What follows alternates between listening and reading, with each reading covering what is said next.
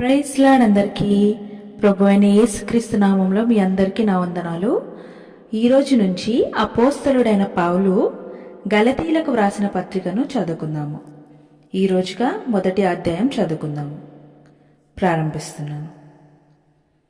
మనుష్యుల మూలముగానైనను ఏ మనుష్యుని వలనైనను కాక యేసుక్రీస్తు వలనను ఆయనను మృతులలో నుండి లేపిన తండ్రి అయిన దేవుని వలనను అపోస్తలుడిగా నియమింపబడిన పౌలను నేనును నాతో కూడా నున్న సహోదరులందరూ గలతీయలోనున్న సంఘములకు శుభమని చెప్పి వ్రాయినది.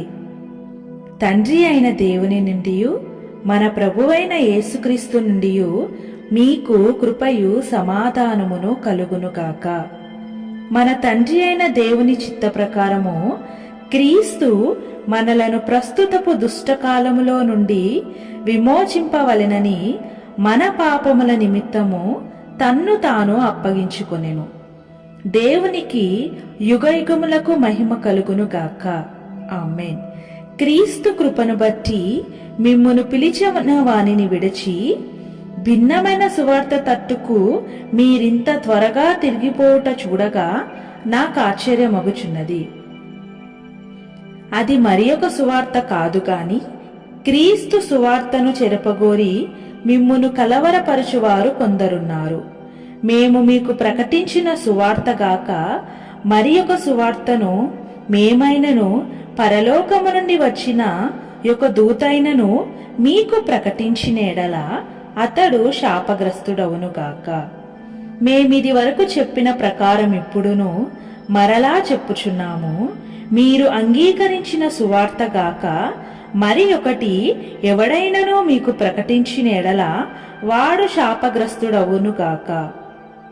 ఇప్పుడు నేను మనుషుల దయను సంపాదించుకొన జూచుచున్నానా, దేవుని దయను సంపాదించుకొన జూచుచున్నానా? నేను మనుషులను సంతోషపెట్టగోరుచున్నానా?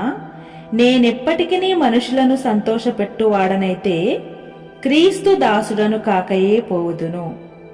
సహోదరులారా, నేను ప్రకటించిన సువార్త మనుష్యుని యోచన ప్రకారమైనది కాదని మీకు తెలియజెప్పుచున్నాను.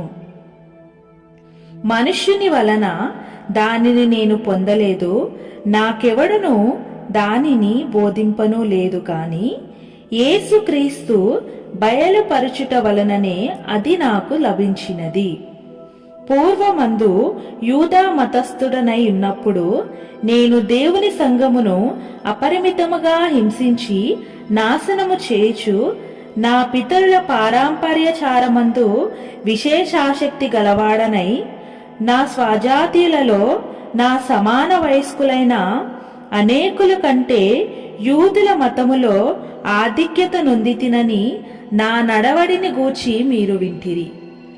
అయినను తల్లి గర్భమునందు పడినది మొదలుకొని నన్ను ప్రత్యేకపరచి తన కృపచేత నన్ను పిలిచిన దేవుడు నేను అన్యజనులలో తన కుమారుని ప్రకటింపవలెనని ఆయనను నాయందు బయలుపరపననుగ్రహించినప్పుడు మనుష్య మాతృలతో నేను సంప్రదింపలేదు.